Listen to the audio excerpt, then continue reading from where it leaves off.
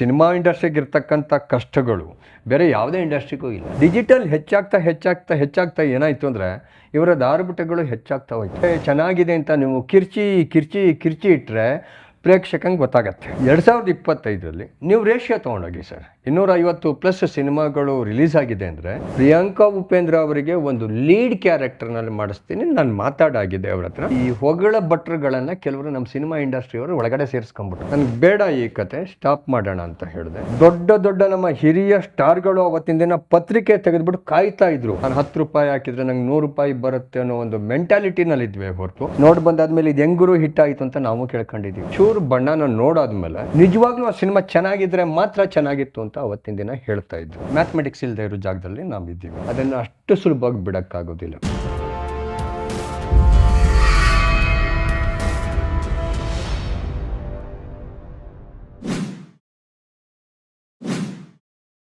Investing in cinemas without cinema knowledge is injurious to you, your family, and the audience too.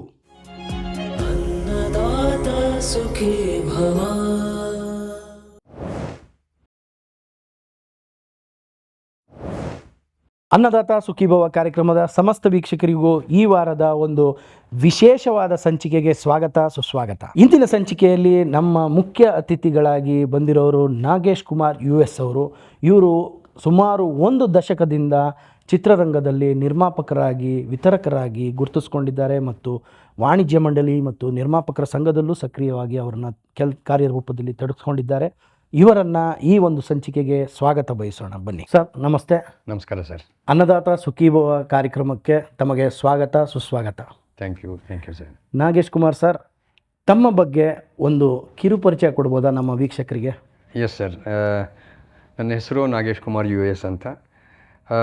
ಮೂಲತಃ ನಾನು business man, ನನ್ನದೇ ಆದ ವ್ಯವಹಾರ ಇದೆ. ಅಚಾನಕ್ಕಾಗಿ ಸಿನಿಮಾ ಇಂಡಸ್ಟ್ರಿಗೆ ಬಂದೆ. 2016ರಲ್ಲಿ ಬಂದಿದ್ದು. ಮೊದಲನೇ ಸಿನಿಮಾ ಪ್ರಿಯಾಂಕಾ ಉಪೇಂದ್ರ ಮೇಡಮ್ ಹಾಕ್ಕೊಂಡು ಸೆಕೆಂಡ್ ಹಾಫ್ ಅಂತ ಆಯಿತು.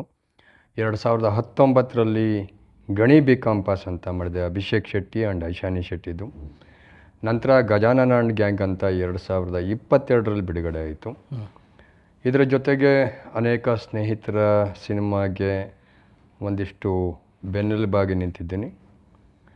ಅದು ಅಲ್ಲದೆ ಇನ್ನೊಂದು ದೊಡ್ಡ ಬಜೆಟ್ನ ಸಿನಿಮಾನೇ ಶೀಘ್ರಮೇವ ಕಲ್ಯಾಣ ಅಂತ. ಅದು ಯಾಕೋ ಶೀಘ್ರವಾಗಿ ಅದು ಮುಂದುವರಿತಾ ಇಲ್ಲ. 70% ಶೂಟಿಂಗ್ ಮುಗಿದಿದೆ. ಅದು ದೀಕ್ಷಿತ್ ಶೆಟ್ಟಿ, ರಾಮ್ ಕುಮಾರ್ ಅವರು, ಶ್ರುತಿ ಅವರು, ಹೀಗೆ ಅತೀ ದೊಡ್ಡ ತಾರಾಗಣ ಇರ್ತಕ್ಕಂಥ ಒಂದು ಸಿನಿಮಾ. ಇನ್ನೊಂದು ಸ್ವಲ್ಪ ಶೂಟಿಂಗ್ ಬ್ಯಾಲೆನ್ಸ್ ಇದೆ. ಹಾಗಾಗಿ ಅದು ಒಂದು ಯಾವಾಗ ಆಗತ್ತೆ ಅನ್ನೋದು ಗೊತ್ತಿಲ್ಲ. ಈಗಿರೋ ಒಂದು ಪರಿಸ್ಥಿತಿನಲ್ಲಿ ಇದು ನನ್ನ ಸಿನಿಮಾ ಇಂಡಸ್ಟ್ರಿ ಇದೆ. ನಾಗೇಶ್ ಕುಮಾರ್ ಅವರೇ, ಅಕಸ್ಮಾತಾಗಿ ಸಿನಿಮಾ ಇಂಡಸ್ಟ್ರಿಯಲ್ಲಿ ಬಂದೆ ಅಂತ ಅಂದರೆ ಅದೊಂದು ಆಕ್ಸಿಡೆಂಟಾ ಅಥವಾ ಇನ್ಸಿಡೆಂಟಾ ಅಂತ ಹೇಳ್ಬೋದಾ? ಎರಡೂ ಅಂತ ಇಟ್ಕೊಳ್ಬೋದು ಸರ್. ಯಾಕೆಂದರೆ ವೆರಿ ಫ್ರ್ಯಾಂಕ್ ಆಗಿ ನಾನು ತುಂಬ ಇಂಟರ್ವ್ಯೂಗಳಲ್ಲಿ ಹೇಳಿದ್ದೀನಿ, ನಾವು ಸಿನಿಮಾ ನೋಡ್ತಾ ಇದ್ದವರು ಸಿನಿಮಾದ ಒಳಗಿರೋ ನಮಗೆ ಏನು ನಡೆಯುತ್ತೆ ಏನು ಎತ್ತ ಅನ್ನೋದು ಗೊತ್ತಿದ್ದಿಲ್ಲ.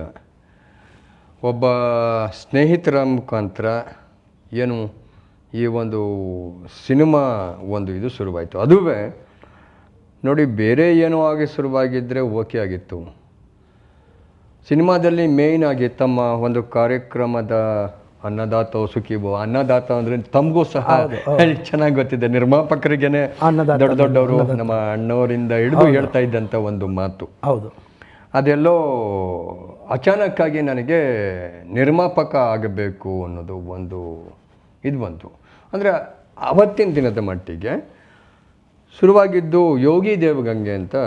ಇವತ್ತಿನ ದಿನ ಗೊತ್ತಿರ್ಬೋದು ಅನೇಕರಿಗೆ ಸಿನಿಮಾ ಇಂಡಸ್ಟ್ರಿನಲ್ಲೇ ಇರೋರು. ಅವರು ಈ ರೀತಿ ಪರಿಚಯ ಆಗಿ ಸಿನಿಮಾ ಮಾಡಬೇಕು ಅಂದಾಗ ನಾವೇನು ತುಂಬ ಟೈಮ್ ತೊಗೊಳ್ಳಿಲ್ಲ. ವೆರಿ ಫ್ರ್ಯಾಂಕಾಗಿ ಹೇಳ್ತೀನಿ, ಹೆಚ್ಚು ಟೈಮ್ ತೊಗೊಳ್ಳಿಲ್ಲ. ಒಂದೇ ಸರಿಗೆ ಅವತ್ತಿನ ದಿನ ಅದು ಗಾಂಧಿ ಮತ್ತು ನೋಟು ಅಂತ ನಂತರ ಅವರು ಮಾಡಿದ್ರು, ನಾನು ಮಾಡಲಿಲ್ಲ ಆ ಸಿನಿಮಾ. ಸೊ ಅದರ ಒಂದು 40 ಲಕ್ಷ ಬಜೆಟು ಅಂತ ಅವತ್ತು ಹೇಳಿದರು. ನನಗೆ ಎಲ್ಲ ಲೆಕ್ಕ ಹಾಕಿದೆ. ನನಗೂ ಗೊತ್ತಾಗಿದ್ದೇನೆಂದರೆ ತುಂಬ ವರ್ಷದಿಂದ ಒಬ್ಬ ನಿರ್ಮಾಪಕರಿಗೆ ಹುಡುಕ್ತಾ ಇದ್ದಾರೆ ಅಂತ. ಸೊ ದಟ್ ನನಗೂ 2-3 ಸರಿ ಅದೇ ವಿಚಾರ ಬಂದಾಗ ನನಗೇನು ಅಂತ ಅನ್ನಿಸ್ಲಿಲ್ಲ. 40 ಲಕ್ಷ ತಾನೆ, ಇಟ್ಸ್ ಓಕೆ, ನಾನೇ ಹಾಕಿ ಮಾಡ್ತೀನಿ ಅಂತ ಹೀಗೆ ಶುರುವಾಯಿತು. ಓಕೆ. ಆದರೆ ಅದಾದ ನಂತರ ಏನಾಯಿತು, ಡಿಮಾನಿಟೈಸೇಷನ್ ಆಯಿತು. ನಾನೇ ಆ ಟೈಮ್ನಲ್ಲಿ ನೋಟು ಅಂತ ಇದ್ದಿದ್ದರಿಂದ ನನಗೆ ಬೇಡ ಈ ಕತೆ, ಸ್ಟಾಪ್ ಮಾಡೋಣ ಅಂತ ಹೇಳಿದೆ. ಕೊನೆಗೆ ಏನಾಯಿತು ಅಂದರೆ, ಒಂದು ಸರಿ ನಾವು ಒಳಗಡೆ ಒಂದು ಚೂರು ಬಣ್ಣನ ನೋಡಾದ್ಮೇಲೆ ಅದನ್ನು ಅಷ್ಟು ಸುಲಭವಾಗಿ ಬಿಡೋಕ್ಕಾಗೋದಿಲ್ಲ. ದಿಸ್ ಈಸ್ ಹಾರ್ಡ್ಲಿ ಒಂದು 3 to 4 months ಜರ್ನಿ ಅಷ್ಟೇ ಆಗೋಗಿದ್ದು. ಓಕೆ. ಸೊ ಅದಾದಮೇಲಿಂದ ಅವರೇನೆ ಬೇರೆ ಕತೆ ಅಂತ ಹೇಳಿದಾಗ ಸೊ ಸೆಕೆಂಡ್ ಹಾಫ್ ಅಂತ ಶುರು ಮಾಡೋಣ ಅಂದರೆ, ಸೆಕೆಂಡ್ ಹಾಫ್ ಅಂದರೆ ಟೈಟಲ್ ಆಮೇಲೆ ಬಂದಿದ್ದು. ಅದಕ್ಕಿಂತ ಹೆಚ್ಚಾಗಿ ಅವ್ರು ಹೇಳಿದ್ದೇನೆಂದರೆ, ಪ್ರಿಯಾಂಕಾ ಉಪೇಂದ್ರ ಅವರಿಗೆ ಒಂದು ಲೀಡ್ ಕ್ಯಾರೆಕ್ಟರ್ನಲ್ಲಿ ಮಾಡಿಸ್ತೀನಿ, ನಾನು ಮಾತಾಡಾಗಿದೆ ಅವ್ರ ಹತ್ರ, ಮಾಡಬಹುದಾ ಅಂತ ಹೇಳಿದ್ರು. ನಾವು ಪ್ರಿಯಾಂಕಾ ಉಪೇಂದ್ರ ಅಂದಾಗ ಸರ್ವೇ ಸಾಮಾನ್ಯವಾಗಿ ಹೇಳ್ತಿರೋದು, ಓ ಅಷ್ಟು ಒಂದು ದೊಡ್ಡ ಒಂದು ಕಲಾವಿದರಿಗೆ ನಾವು ಸಿನಿಮಾ ಮಾಡ್ತಕ್ಕಂಥ ಒಂದು ಸೌಭಾಗ್ಯ ಅಂತ ಅಂದ್ಕೊಂಡು ಡೆಫಿನೆಟ್ಲಿ ಓಕೆ ಮಾಡೋಣ ಅಂತ ಹೇಳಿದೆ. ಅಲ್ಲೂ ಸಹ ಯಾವುದೇ ರೀತಿ ಹೆಚ್ಚಿನದಿಲ್ಲ. ನಮಗೆ ಎಲ್ಲೇ ಹೋದರೂ ಅಷ್ಟೇ, ಹೋದ ತಕ್ಷಣ ಇಮಿಡಿಯೇಟಾಗಿ ಮುಗಿಸಿದ್ವಿ. ಮೇಡಮ್ ಮನೆಗೆ ಹೋದ್ವಿ, ಕೂತ್ವಿ, ಎಸ್ ಅಂದರು, ಎಸ್ ಗೊತ್ತಲ್ಲ ಅಫಿಷಿಯಲ್ ಆಗಿ ಏನಾಗಬೇಕು ಅದಾಗಿ ಸೆಕೆಂಡ್ ಹಾಫ್ ಅಂತ. ಅದು ನನ್ನ ಮೊದಲ cinema as a film maker ಆಗಿ, ನಿರ್ಮಾಪಕನಾಗಿ ಶುರುವಾಗಿದ್ದು. ಬಿಡುಗಡೆನೂ ಸಹ 2018 ಜೂನ್ 1 ಆಗಿತ್ತು. ಆಲ್ಮೋಸ್ಟ್ ಅವತ್ತಿನ ದಿನ ಇಂಡಸ್ಟ್ರಿಗೆ ಗೊತ್ತಿದ್ದಿಲ್ಲ ನನಗೆ. Different type of experience. You believe it or not sir, 300 ಚಿತ್ರಮಂದಿರದಲ್ಲಿ ಆ ಸಿನಿಮಾನ ನಾನು ಬಿಡುಗಡೆ ಮಾಡಿದ್ದೆ. Very nice, very nice. First ಸಿನಿಮಾನೇ ಇಡೀ ಗಾಂಧಿನಗರಕ್ಕೆ ಟಾಕ್ಸ್ ಆಗಿತ್ತು. ಏನಿದು, ಎಲ್ಲಿ ನೋಡಿದ್ರು ಸಹ ಈ ಸಿನಿಮಾನೇ ಇದೆ, ಈ ಸಿನಿಮಾದೇ ಪೋಸ್ಟರ್ ಇದೆ ಅಂತ. ನಿಮ್ಗೆ ಯಾವುದು ವೀರೇಶ್ ಒಂದು ಸಿಗಲಿಲ್ಲ ಅನ್ನೋದು ಬಿಟ್ಟರೆ, ಅದಕ್ಕೂ we are ready to pay or something. ನಮಗೆ ಗೊತ್ತಿದ್ದಿಲ್ಲ ಅವತ್ತಿನ ದಿನ. ನಮ್ಗೇನು ಈ ಕಡೆಯಿಂದ ಆ ಕಡೆ ಹೋದರೆ ಆ ಕಡೆಯಿಂದ ಸರ್ಪ್ಲಸ್ ಆಗಿ ಜನ ನೋಡ್ತಾರೆ, ನಾನು 10 ರೂಪಾಯಿ ಹಾಕಿದ್ರೆ ನಂಗೆ 100 ರೂಪಾಯಿ ಬರುತ್ತೆ ಅನ್ನೋ ಒಂದು ಮೆಂಟಾಲಿಟಿನಲ್ಲಿ ಇದ್ವಿ ಹೊರತು ದುಡ್ಡೇ ಒಂದು ಮುಖ್ಯ ಅಂತಲ್ಲ. ಹಾಗಿದೆ ಅಂತ ನಮ್ಮನ್ನ ಕೆಲವು ವಿಚಾರದಲ್ಲಿ ತಮಗೆ ಇವತ್ತಿನ ದಿನ ನಾನು ಬೇರೆ ರೀತಿ ಮಾತಾಡ್ತೀನಿ, ಅವತ್ತಿನ ದಿನಕ್ಕಾಗಿ. ಸೊ ಯಾವ ಡಿಸ್ಟ್ರಿಬ್ಯೂಟರ್ ಹೇಳಿದ್ದಕ್ಕೆಲ್ಲ ಅದು yes okay sir, okay sir, okay sir ಇವತ್ತಿಗೂ ಇದೆ. ಸುಮ್ಮನೆ ಹೇಳ್ತಾ ಇಲ್ಲ, ಅಲ್ಲಿ ಕೂತ್ಕೊಂಡು ಇವತ್ತಿಗೂ ಇದನ್ನು ನೋಡಿದ್ರೆ ಕೊನೆಯಲ್ಲಿ ಏನಾಯಿತು ಅಂದರೆ, ಎಷ್ಟಾಯ್ಕೋಯ್ತು ಅಂದರೆ, ಗುರುವಾರದ ದಿನ 9-9:30 ನಾನೇ ಸಾಕು ಅಂತ ಹೇಳಿದೆ. ಯಾಕೆಂದರೆ ಯು ನೋ ವೆರಿ ವೆಲ್, ಪೇಮೆಂಟ್ಗಳೆಲ್ಲ ಆನ್ಲೈನ್ ಪೇಮೆಂಟ್ ಮಾಡಬೇಕು. ನಂದು ಇದ್ದಿದ್ದು ಲಿಮಿಟ್ ಎಲ್ಲ ಮುಗಿದೋಯ್ತು. ನನ್ನ ಫ್ರೆಂಡ್ಸ್ಗಳ ಕೈಲೆಲ್ಲ ಹಾಕ್ಸ್ದೆ ನಾನು.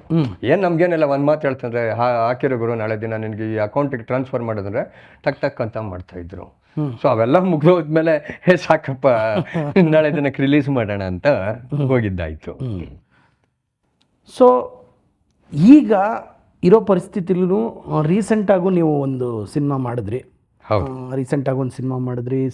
ಬಟ್ ಈಗ ಕನ್ನಡ ಇಂಡಸ್ಟ್ರಿ ಇರೋ ಪರಿಸ್ಥಿತಿಯಲ್ಲಿ ಸಾಕಷ್ಟು ಮಾತು ಕೇಳಿ ಬರ್ತವೆ. ಏನು ಅಂದರೆ, ಜನ ಥಿಯೇಟ್ರಿಗೆ ಬರಲ್ಲ ಅಂತಾರೆ, ಆದರೆ ಹಿಟ್ಟಾಗೋ ಸಿನಿಮಾ ಹಿಟ್ಟಾಗ್ತಾ ಇದೆ, ಅಲ್ಲಿ ಜನ ಬರ್ತಾ ಇದ್ದಾರೆ. ಅಂದರೆ ಕಂಟೆಂಟ್ ಓರಿಯೆಂಟೆಡ್ ಸಿನಿಮಾಗೆ ಬರ್ತಾ ಇದ್ದಾರೋ ಅಥವಾ ಮೆಗಾ ಸ್ಕೇಲಲ್ಲಿ ಬರ್ತಾ ಇದ್ದಾರೋ, ಇದ್ರ ಜಡ್ಜ್ಮೆಂಟ್ಗೆ ಯಾರಿಗೂ ಸಿಗ್ತಾನೂ ಇಲ್ಲ. ಸೊ ಈಗ ಫಿಲ್ಮ್ ಇಂಡಸ್ಟ್ರಿ ಒಳಗೆ ಈ ಥರ ಪರಿಸ್ಥಿತಿ ಇದೆ, ಬರಬೇಡಿ ಅಂತ ಹೇಳಿದ್ರು ಯಾರೂ ಕೇಳೋರಿಲ್ಲ. ಯಾಕೆಂದರೆ ಅವ್ರ ಇಚ್ಛೆ, ಅದು ಅವರ ಇಷ್ಟ. ಸೊ ಎಷ್ಟು ಜಾಗರೂಕತೆಯಿಂದ ಫಿಲಮ್ ಇಂಡಸ್ಟ್ರಿ ಒಳಗೆ ಬರಬೇಕಾಗ್ಬೋದು ಅಂತ. ಯಾಕೆಂದರೆ ನೀವು ಆಗಲೇ 5-6 ಸಿನಿಮಾಗಳನ್ನ ನಿರ್ಮಾಣ ಮಾಡಿದ್ದೀರಾ, ಸಿನಿಮಾ ಇಂಡಸ್ಟ್ರಿಯಲ್ಲಿ ತೊಡಗಿಸ್ಕೊಂಡಿದ್ದೀರಾ, ಫಿಲ್ಮ್ ಚೇಂಬರಲ್ಲಿ ತೊಡಗಿಸ್ಕೊಂಡಿದ್ದೀರಾ, ಪ್ರೊಡ್ಯೂಸರ್ ಅಸೋಸಿಯೇಷನಲ್ಲಿ ತೊಡಗಿಸ್ಕೊಂಡಿದ್ದೀರಾ, ನಾನಾ ಕಾರ್ಯಗಳು ಮಾಡ್ತಾ ಇದ್ದೀರಾ. ಸೊ ಸಿನಿಮಾ ಇಂಡಸ್ಟ್ರಿ ನಿಮ್ಮ ಉದ್ಯಮ ಯಾವ್ದು ಸಪ್ರೇಟಾಗಿ ಒಂದು ಬಿಸ್ನೆಸ್ ಬಿಟ್ಟು ಸಿನಿಮಾ ಇಂಡಸ್ಟ್ರಿಯಲ್ಲೂ ಅಷ್ಟೇ ಸಕ್ರಿಯವಾಗಿದ್ದೀರಾ. ಸೊ ಎಷ್ಟು ಜವಾಬ್ದಾರಿಯುತವಾಗಿ, ಎಷ್ಟು ಅಂಡರ್ಸ್ಟ್ಯಾಂಡ್ ಮಾಡಿಕೊಂಡು, ಯಾವ ಥರ ಲರ್ನಿಂಗ್ಸ್ ಇಟ್ಕೊಂಡು ಒಳಗಡೆ ಬರಬೇಕು ಅಂತ ಹೇಳ್ತೀರಾ ಸರ್? ಒಂದು ತಮಗೂ ಗೊತ್ತಿರೋದು, ಇಲ್ಲಿ ಸಿನಿಮಾ ಇಂಡಸ್ಟ್ರಿನಲ್ಲಿ ನಾನು ತುಂಬ ಸರಿ ಹೇಳಿದ್ದೀನಿ, ಇವತ್ತು ಅದನ್ನೇ ರಿಪೀಟ್ ಮಾಡಿ, ಮ್ಯಾಥಮೆಟಿಕ್ಸ್ ಇಲ್ಲದೆ ಇರೋ ಜಾಗದಲ್ಲಿ ನಾವು ಇದ್ದೀವಿ. ಯಾಕೆಂದರೆ ಯಾವುದೋ ಒಂದು ಸಿನಿಮಾ ಯಾವುದೋ ಲೆವೆಲ್ನಲ್ಲಿ ಸೂಪರ್ ಡೂಪರ್ ಹಿಟ್ ಆಗಿರೋದು ತಾವು ನೋಡಿರ್ತೀರಾ, ನಾವು ನೋಡಿರ್ತೀವಿ. ನೋಡಿ ಬಂದಾದ್ಮೇಲೆ ಇದು ಹೆಂಗರು ಹಿಟ್ ಆಯಿತು ಅಂತ ನಾವು ಕೇಳ್ಕೊಂಡಿದ್ದೀವಿ. ಹೌದು, ಕರೆಕ್ಟ್ ಅಲ್ವಾ? ಹೌದು. ಅದೇ ಒಂದು ಅತ್ಯುತ್ತಮ ಸಿನಿಮಾ ಅಂತಂದಿದ್ದು ಫ್ಲಾಪ್ ಆಗಿದ್ದು ನಾವು ನೋಡಿದ್ದೀವಿ. ಹೌದು. ಮೊದಲು ಹಿಂದೆ ಹೋದಾಗ ಇದು ಒಂದು ಚೂರು ಯಾವುದೋ ಒಂದು ಲೆವೆಲಲ್ಲಿ ನಡೆಸ್ಕೊಂಡು ಹೋಗ್ಬೋದಿತ್ತು. ಒಂದು ಅಂದಾಜು ಒಂದು 2010 ಅಂತ ಇಟ್ಕೊಳ್ಬಹುದೇನೋ, ಅಥವಾ ಒಂದು 12 ಅಥವಾ ಒಂದು 14. ಸೊ ಆವಾಗ ಏನಾಗೋದು ಅಂದರೆ, ಸಿನಿಮಾ ಒಂದು ಚೆನ್ನಾಗಿದೆ ಅಂದರೆ ಹೆಂಗೋ ಜನರ ಬಾಯಿಗೆ ನಿಜವಾಗ್ಲೂ ಆ ಸಿನಿಮಾ ಚೆನ್ನಾಗಿದ್ರೆ ಮಾತ್ರ ಚೆನ್ನಾಗಿತ್ತು ಅಂತ ಅವತ್ತಿನ ದಿನ ಹೇಳ್ತಾ ಇದ್ರು. ಹೌದು. ಚೆನ್ನಾಗಿಲ್ಲ ಅಂದರೆ ಚೆನ್ನಾಗಿಲ್ಲ ಅಂತ ಹೇಳ್ತಿದ್ರು. ಅದು ಯಾರದೇ ಸಿನಿಮಾ ಆಗಿರ್ಬೋದು. ನೀವು ನೋಡಿದರೆ ಎಂಥ ನಮ್ಮ ಆ ದಿನದ ಸ್ಟಾರ್ಗಳ ಸಿನಿಮಾಗಳು ಹೌದು. ಚೆನ್ನಾಗಿಲ್ಲ ಅಂದಿದ್ದನೋ ಫ್ಲಾಪ್ ಆಗಿರ್ತಕ್ಕಂಥದ್ದು ನಾವು ನೋಡಿದ್ದೀವಿ. ಹೌದು. ಓಕೆನಾ? ಹಾಗೆ ಚೆನ್ನಾಗಿರೋ ಸಿನಿಮಾ ಓಡಿರೋದು ನೋಡಿದ್ದೀವಿ. ಹಾಗೆ ಕೆಲವು ವೇಳೆ ವ್ಯತ್ಯಾಸಗಳು ಆಗ್ತಾ ಇರ್ತವೆ. ಅದು ನಮ್ಮ ಕೈಲೂ ಇರಲ್ಲ. ಯಾವುದೋ 4 ದಿನ ಮಳೆ ಬಂತು, ರಿಲೀಸ್ ಆದಾಗ ಅದ್ರ ಮುಗಿದೋಯ್ತು, ಅಲ್ಲಿ ಯಾವುದೋ ಬಂದಾಯಿತು ಅಂದರೆ ಸಿನಿಮಾ ಇಂಡಸ್ಟ್ರಿಗೆ ಇರ್ತಕ್ಕಂಥ ಕಷ್ಟಗಳು ಬೇರೆ ಯಾವುದೇ ಇಂಡಸ್ಟ್ರಿಗೂ ಇಲ್ಲ. ನಾನು I am leading other industries ಇವತ್ತಿಂದ ಅಲ್ಲ. ನಾ ಈ ಲೈನಿಗೆ ಬರೋಕ್ಕಿಂತ ಮೊದಲು 1987ಇಂದಾನೇ ನಾನಿದ್ದೀನಿ. ಅವುಗಳೇ ಬೇರೆ. ಆದರೆ ಎಲ್ಲ ಇಂಡಸ್ಟ್ರಿಗೆ ತಗೊಂಡು ಹೋದಾಗ ಸಿನಿಮಾ ಇಂಡಸ್ಟ್ರಿನ ನಾವು ಒಂದು ಪಕ್ಕದಲ್ಲಿ ಇಟ್ಬಿಟ್ಟು ನಾವು ಯಾವಾಗಲೂ ನೋಡಬೇಕಾಗುತ್ತೆ. ನಮಗೆ ಗೊತ್ತಿಲ್ಲ ಯಾವಾಗ ಕೋಟಿ ಕೋಟಿ ದುಡ್ಡು ಬರುತ್ತೆ, ಹೋಗುತ್ತೆ ಅನ್ನೋದು. ಆದರೆ ತಾವು ಕೇಳ್ದಂಗೆ ಈ ದಿನದಲ್ಲೇ ಸಿನಿಮಾ ಮಾಡಬೇಕು ಅಂದರೆ ಗುಂಡಿಗೆ ಗಟ್ಟಿಯಾಗಿರಬೇಕು. ಮತ್ತು ಏನೇ ಆದರೂ ಓಕೆ ನಾನು ತಡ್ಕೊಳ್ತೀನಿ ಅನ್ನೋ ಒಂದು ಭಾವನೆ ಇದ್ದವರಿಗೆ ನಿರ್ಮಾಪಕರಾಗಿ ಇವತ್ತು ಒಳಗಡೆ ಬರಬೇಕು. ಎಂತೆಂಥವ್ರು ತಾವು ಸಹ ಇವತ್ತಿನ ದಿನ ಅನೇಕ ಜನರನ್ನು ಇಲ್ಲೇ ಕೂರಿಸ್ಬಿಟ್ಟು ಇಂಟರ್ವ್ಯೂ ಮಾಡಿದ್ದೀರ. ಹೌದು. ಎಲ್ಲರ ನಿರ್ಮಾಪಕರ ಕಷ್ಟಗಳು ಏನು ಅನ್ನೋದು ಇವತ್ತಿನ ದಿನ ನಿಮಗೂ ಸಹ ಚೆನ್ನಾಗಿ ಗೊತ್ತಿದೆ, ನಮ್ಮ ಅನೇಕರಿಗೆ ಗೊತ್ತಿದೆ. ಏನಾಯಿತು, ಮೊದಲೆಲ್ಲ ಒಂಥರ ಇತ್ತು ಸರ್, ತಮಗೂ ಗೊತ್ತಿದೆ. ನಿಜವಾದ ಒಂದು ಆಡಿಯನ್ಸ್ ಇದ್ದರು. ಎಲ್ಲಿ ನಿಮಗೆ ಫೇಕ್ ಆಡಿಯನ್ಸ್ ಬಂದರು ನೋಡಿ ಸರ್. ಫೇಕ್ ಆಡಿಯನ್ಸ್ ಬಂದಾದ ನಂತರ ಫೇಕ್ ಆಡಿಯನ್ಸ್ ಯಾವಾಗ ಬಂದರು? ಡಿಜಿಟಲ್ ಬಂದಾದ ಮೇಲೆ. ಡಿಜಿಟಲ್ ಹೆಚ್ಚಾಗ್ತಾ ಏನಾಯಿತು ಅಂದರೆ ಇವರ ದಾರುಬುಟಗಳು ಹೆಚ್ಚಾಗ್ತಾ ಹೋಯಿತು. ಅವತ್ತಿನ ದಿನ ನನ್ನ ಸ್ನೇಹಿತ ಒಬ್ಬ ಒಂದು ಸಿನಿಮಾ ನೋಡಿದ್ದಾನೆ ಅಂದರೆ ಆ ಸಿನಿಮಾ ನೋಡಾದ್ಮೇಲೆ ಅವನು ಪರ್ಫೆಕ್ಟಾಗಿ ಹೇಳ್ತಿದ್ದ, ಗುರು ಚೆನ್ನಾಗಿದೆ, ಹೋಗು, ಫ್ಯಾಮಿಲಿಗೆ ಹೋಗ್ಬೋದು, ಫ್ರೆಂಡ್ಸ್ಗಳ ಜೊತೆ ಹೋಗ್ಬೋದು, ಇದು ಒಂದು ಸ್ವಲ್ಪ ಈ ರೇಟೆಡ್ ಫಿಲಮ್ಮು, ಫ್ಯಾಮಿಲಿಗೆ ಹೋಗೋದು ಬೇಡ. ಈ ರೀತಿನೇ ಒಬ್ಬರಿಂದ ಒಬ್ಬರ ಬಾಯಿಗೆ ಅವತ್ತಿನ ದಿನ ಏನೂ ಇಲ್ಲದೆ ಇರೋ ದಿನ ತುಂಬ ಸಿಂಪಲ್ಲಾಗಿ ತಲುಪ್ತಾ ಇತ್ತು. ಹೌದು. ಈಗ ಏನಾಯಿತು, ಅಲ್ಲೇ ಲೈವ್ಗೆ ಹೋಗ್ಬಿಡ್ತಾರೆ, ಅಲ್ಲೇ ಕಿರ್ಚಾಡ್ತಾರೆ, ಅಲ್ಲೇ ಮಾಡ್ತಾರೆ. ಇದನ್ನು ಸೃಷ್ಟಿ ಮಾಡ್ಕೊಂಡವರು ನಾವೇನೆ. ಹೌದು. ಸಿನಿಮಾದವರೇ ಮಾಡ್ಕೊಂಡಿದ್ದು. ಕರೆಕ್ಟ್. ಅದರಿಂದ ಒಂದು 4 ಸಿನಿಮಾಗಳಿಗೆ ಉಪಯೋಗನೂ ಸ್ಟಾರ್ಟಿಂಗ್ನಲ್ಲಾಗಿದೆ ಸರ್. ಇವತ್ತು ನಾನೇ ಸರ್ ರಿವ್ಯೂ ಕೊಡೋನು ನಾನೇನೆ, ಕರೆಕ್ಟಾ ಸರ್? ಅಥವಾ ನೀವು ಅಥವಾ ಅವರು ಒಂದು ತಿಟ್ಕೊಳ್ಳಿ ಯಾರೋ ಒಬ್ಬರು ಸರ್. ನೀವು ಪ್ರತಿ ಸಿನಿಮಾನೂ ಚೆನ್ನಾಗಿದೆ ಅಂತ ನೀವು ಕಿರ್ಚಿ ಇಟ್ಟರೆ ಪ್ರೇಕ್ಷಕಂಗೆ ಗೊತ್ತಾಗತ್ತೆ. ಪ್ರತಿ ಸಿನಿಮಾನೂ ನೀವು ಹೊಗಳಕ್ಕಾಗಲ್ಲ ಸರ್. ಅದು ನನ್ನ ಪ್ರೊಡಕ್ಷನ್ದೇ ಆಗಿರ್ಬೋದು, ನಂದೇ ಆಗಿರ್ಬೋದು. ಇವತ್ತಿನ ದಿನ ಏನಾಯಿತು, ಈ ಹೊಗಳ ಭಟ್ರುಗಳನ್ನು ಕೆಲವರು ನಮ್ಮ ಸಿನಿಮಾ ಇಂಡಸ್ಟ್ರಿಯವರು ಒಳಗಡೆ ಸೇರಿಸ್ಕೊಂಡ್ಬಿಟ್ರು. ಅವ್ರಿಗೇನೋ ಒಂಚೂರು ಉಪಯೋಗ ಆಯಿತು ಅಂತ ಅವರುಗಳು 1, 2, 3 ಇದ್ದಿದ್ದು ಇವತ್ತೊಂದು ಒಂದು ದೊಡ್ಡಾಗ್ಬಿಟ್ಟಿದೆ. ಹೌದು. ಸೊ ನಾನು ಅವ್ರ ತಪ್ಪು ಅಂತ ಹೇಳಲ್ಲ, ಅವರ ಅದು ರಿವ್ಯೂ ಕೊಡೋರು ಅಂದರೆ ಒಂದು ಟೈಮಲ್ಲಿ ಅದಕ್ಕಿದ್ದಂಥ ಬೆಲೆನೇ ಬೇರೆ. ದೊಡ್ಡ ನಮ್ಮ ಹಿರಿಯ ಸ್ಟಾರ್ಗಳು ಅವತ್ತಿನ ದಿನ ಪತ್ರಿಕೆ ತೆಗೆದುಬಿಟ್ಟು ಕಾಯ್ತಾ ಇದ್ರು. ಈ ಪೇಪರ್ನಲ್ಲಿ ಅದೇ ಏನು ಬರ್ದಿರ್ಬೋದು, ಇನ್ನೊಬ್ರು ಏನು ಬರ್ದಿರ್ಬೋದು. ಯಾಕೆಂದ್ರೆ ಒಂದು ಪೇಪರ್ ರಿವ್ಯೂ ಕೊಡಕ್ಕಿದ್ರು. ಅದು ಜನಗಳು ಮಾತಾಡೋರು ಅವಾಗ, ಇವ್ರು XYZ ಹೆಸರು ಹೇಳೋದು ಬೇಡ, ಇಂಥವ್ರು ಹೇಳಿದ್ದಾರೆ ಅಂದರೆ ಈ ಸಿನಿಮಾ ಚೆನ್ನಾಗಿದೆ ಅಂತ. ಅದನ್ನು ತಗೊಂಬಂದು ನಾವೇನೆ ಇವತ್ತಿನ ದಿನ ಈ ಲೆವೆಲಿಗೆ ನಿಲ್ಸಾಗಿದೆ. ಈ ಲೆವೆಲಿಗೆ ನಿಲ್ಸಾಗಿರೋದ್ರಿಂದ ಮುಂದೇನು ಅನ್ನೋದನ್ನು ನಾವು ಯೋಚನೆ ಮಾಡಬೇಕಾಗಿದೆ. ಇವತ್ತು ನನಗೂ ಗೊತ್ತಿಲ್ಲ ಮುಂದೇನು ಅನ್ನೋದು. ಆದರೆ ಒಂದು ತಮ್ಮ ಮೂಲ ಪ್ರಶ್ನೆಗೆ ಹೇಳಬೇಕು ಅಂದರೆ ಇವತ್ತಿನ ದಿನ ದುಡ್ಡು ಹಾಕೋದು ತುಂಬಾ ಸುಲಭ. ಆದರೆ ಸಿನಿಮಾ ಇಂಡಸ್ಟ್ರಿಯಲ್ಲಿ ದುಡ್ಡು ತಗೊಳ್ಳೋದು ಅಷ್ಟೇ ಕಷ್ಟ. ಅದು ನನ್ನ ನೇರವಾದ ಮಾತು. ಯಾಕೆಂದರೆ ನಾನು ಇವತ್ತು ಒಂದು ಬಿಸ್ನೆಸ್ ಮಾಡಿ ಬಂದಿದ್ದೀನಿ ಸಿನಿಮಾದು.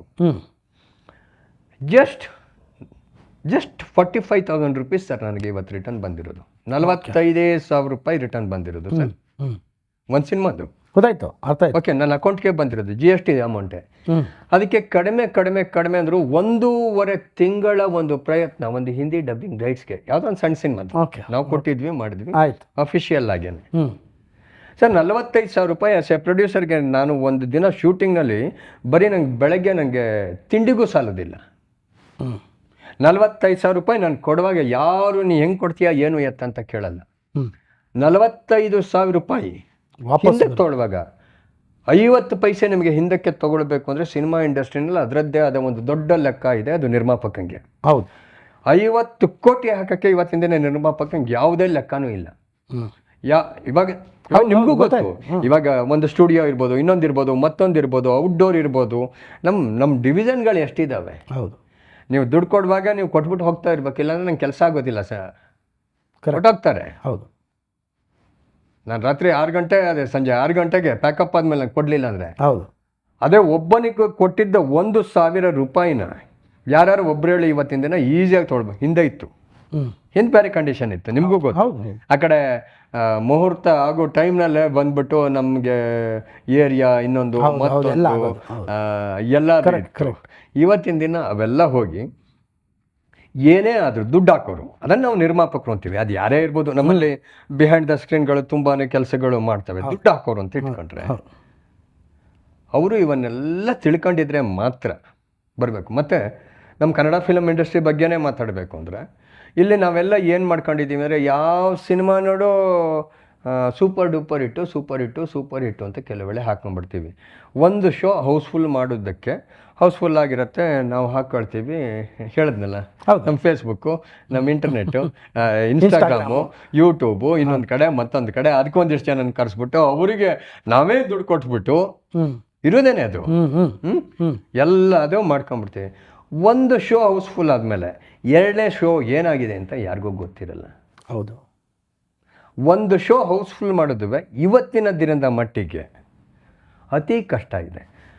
2025ರಲ್ಲಿ ನೀವು ರೇಷಿಯೋ ತೊಗೊಂಡೋಗಿ ಸರ್, 250+ ಸಿನಿಮಾಗಳು ರಿಲೀಸ್ ಆಗಿದೆ ಅಂದರೆ ಗೆದ್ದಿದ್ದು 2 ಸಿನಿಮಾ. ಯಾವುದೇ ಒಂದು ಕಾಲಚಕ್ರ ಅಂತ ತಗೊಂಡಾಗ ಕೆಳಗೆ ಬಂದಿದ್ದು ಮೇಲೆ ಬರಲೇಬೇಕು ಅಂತ ಹೇಳ್ತಾರೆ. ಹಾಗೆ ಆ ಒಂದು ಸುವರ್ಣ ಕಾಲ ತಿರ್ಗಾ ನಮ್ಮ ಕನ್ನಡ ಚಿತ್ರರಂಗಕ್ಕೆ ಬರುತ್ತಾ? 1% ಇಲ್ಲ ಸರ್.